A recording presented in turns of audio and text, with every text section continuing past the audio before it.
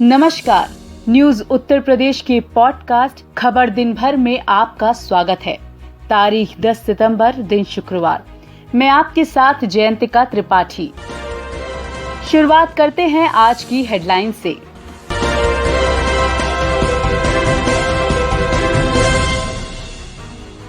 Mission 2022 पर प्रियंका गांधी। लखनऊ में यूपीसीसी office में शुरू किया बैठकों का दौर, किया प्रतिज्ञा यात्रा निकालने का ऐलान।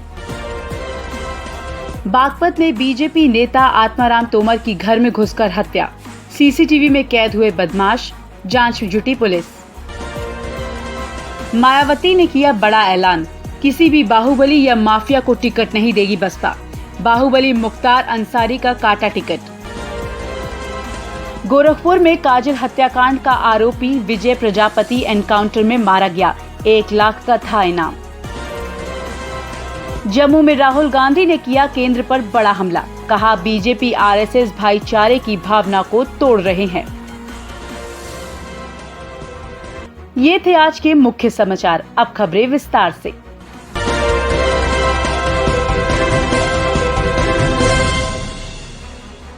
उत्तर प्रदेश विधानसभा चुनाव 2022 को लेकर यूपी कांग्रेस कमेटी की तैयारी शुरू हो गई है।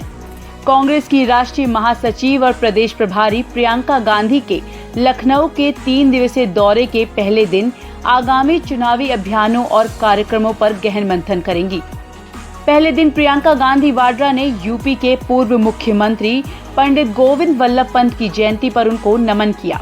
प्रियंका गांधी की सलाहकार और रणनीति कमेटी ने पूरे यूपी में कांग्रेस प्रतिज्ञा यात्रा निकालने का ऐलान किया है।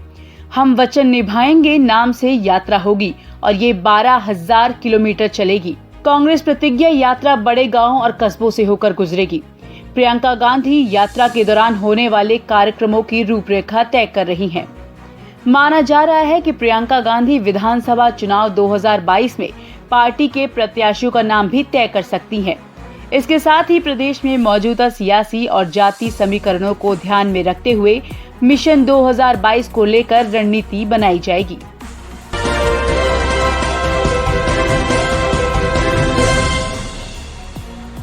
बागपत में बीजेपी नेता आत्माराम तोमर की हत्या से सनसनी फैल गई।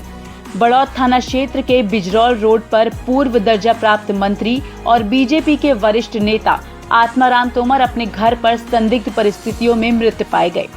घर में अकेले रहने वाले आत्माराम तोमर की तौलिए से गला घोंटकर हत्या किए जाने की आशंका जताई जा रही है। मौके पर पहुंचे एसपी नीरज कुमार ने बताया कि वारदात में शामिल रहे 2 आरोपी सीसीटीवी में कैद हो गए हैं। फिलहाल पुलिस मामले की जांच में जुटी है। सुनिए एसपी नीरज कुमार ने क्या कहा। बिल्कुल देर रात्रि को आत्माराम तोमर जी के जो बड़े लड़के हैं, डॉक्टर प्रताप तोमर जो कि मेरठ में डॉक्टर हैं, उनकी सूचना पे जब रात में देखा गया तो उनकी डेड बॉडी इनके मकान में एक कमरे में बेड पर मिली थी। कमरे का दरवाज़ा बाहर से बंद था, ताला लगा हुआ था, ताला तोड़वाया गया। कल डेड बॉडी को मॉर्चरी भेजा गया जहाँ उसका पोस्टमार्टम होना है। मृत्यु का कारण, ठीक कारण पोस्टमार्टम के बाद पता चलेगा। घर वालों से जब पूछताछ हुई तो घर वालों ने एक रिटन तहरीर दी है जिसमें उन्होंने अपने निकट संबंधी पर आरोप लगाया है।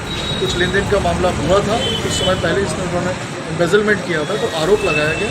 हम लोगों ने सीसीटीवी फुटेज देखा है तो वो सारी चीज़ें हम लोग कर रहे हैं। FIR दर्ज कराई जा रही है, शीघ्र इस घटना का खुलासा किया जाएगा। साथ ही साथ कमरा जो देखा गया, फील्ड यूनिट द्वारा देखा गया, हमारे द्वारा भी देखा गया, कमरे में कोई भी अवस्था नहीं है, कोई भी सामान कमरे से बाहर नहीं गया है। कमरे में काफ़ी सामान रखा हुआ है। जल्दी हम इसका खुलासा करेंगे। गाड़ी बरामद हुई है। गाड़ी जो ये कह रहे हैं कि 2 गाड़ियाँ थी यहाँ पर, इनोवा की, स्कॉर्पियो। इनोवा रखी हुई है, स्कॉर्पियो जो मिसिंग है उसको हम बरामद करा रहे हैं, तीनों उसमें भी लगी हुई है।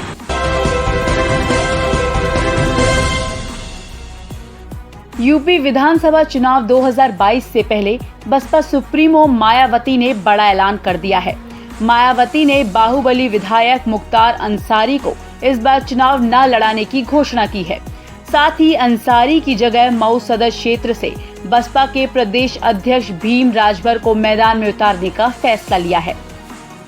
ट्विटर के जरिए मायावती ने कहा कि पार्टी ने फैसला लिया है कि विधानसभा चुनाव में किसी बाहुबली या माफिया को चुनाव में लड़ाया न जाए, इसलिए यह निर्णय लिया गया है। मायावती ने ट्वीट कर ऐलान किया है कि बसपा का आगामी यूपी विधानसभा आम चुनाव में प्रयास होगा कि किसी भी बाहुबली या माफिया आदि को पार्टी से चुनाव न लड़ाया जाए।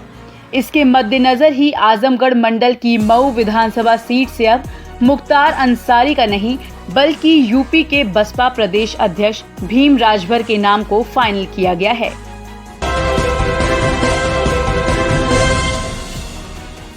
गोरखपुर के गोला में पिता के साथ हो रही मारपीट का वीडियो बनाने वाली बेटी काजल को मारने वाला 1 लाख का इनामी विजय प्रजापति को पुलिस मुठभेड़ में मार गिराया गया है। विजय की तलाश यूपी पुलिस के साथ साथ हरिद्वार पुलिस को भी थी। बीती 21 अगस्त की रात विजय प्रजापति ने काजल के पिता की जमकर पिटाई की, जिसका वीडियो बना रही काजल को प्रजापति ने गोली मार दी और उसका मोबाइल छीनकर साथियों के साथ फरार हो गया था। गोरखपुर पुलिस की क्राइम टीम ने सुबह इनामी बदमाश को घेर लिया और जवाबी फायरिंग में विजय चौक पर मारा गया। सुनिए एसएसपी विपिन टाडा ने क्या कहा। थाना गगहा में आज रात्रि में चेकिंग के दौरान पुलिस ने पार्टी ने 2 बदमाशों को रोकने का प्रयास किया, जिसमें कि पुलिस पार्टी पर बदमाशों द्वारा फायर किया गया। जवाबी कार्रवाई में एक बदमाश को गोली लगी और एक मौके से भागने में कामयाब रहा। जो बदमाश को गोली लगी उसे अस्पताल लाया गया, जहां पर उसे मृत घोषित किया गया है। इसकी शिनाख्त विजय के रूप में हुई है, जो कि थाना गगहा का ही रहने वाला है और एक बालिका की इसने कुछ दिन पूर्व गोली मारकर हत्या की थी। ये 1 लाख का इनामी अपराधी है, जो हिस्ट्री शीटर भी है और इस पर 1 दर्जन से अधिक मुकदमे हैं। ये मुकदमे लूट, हत्या का प्रयास और रंगदारी मांगने के हैं और ये देहरादून, बाराबंकी और गोरखपुर के कई थानों में इसके खिलाफ मुकदमे दर्ज हैं। फिलहाल इसका शव कब्जे में लिया गया है और पोस्टमार्टम की कार्रवाई की जा रही है। आगे जो भी साक्ष्य आएंगे उसके आधार पर अन्य फरार अभियुक्त की भी कार्रवाई की जाएगी।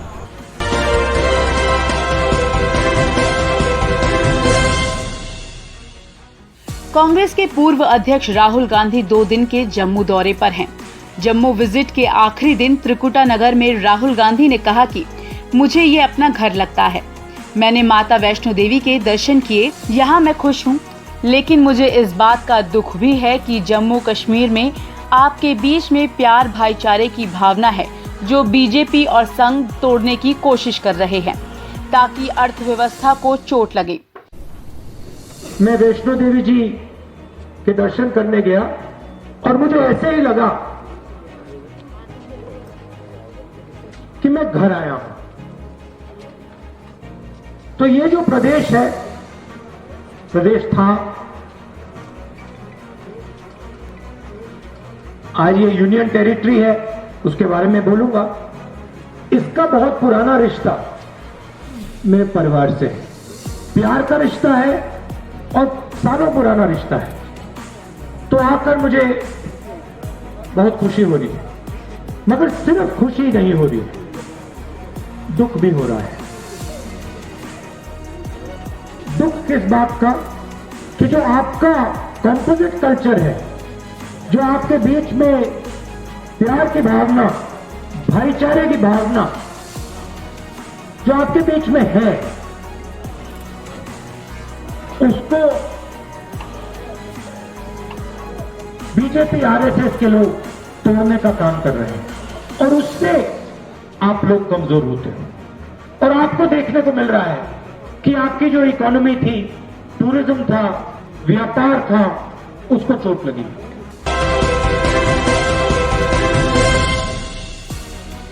इस बुलेटिन में फिलहाल के लिए बस इतना ही। कल फिर मिलेंगे कुछ नई खबरों के साथ। नमस्कार।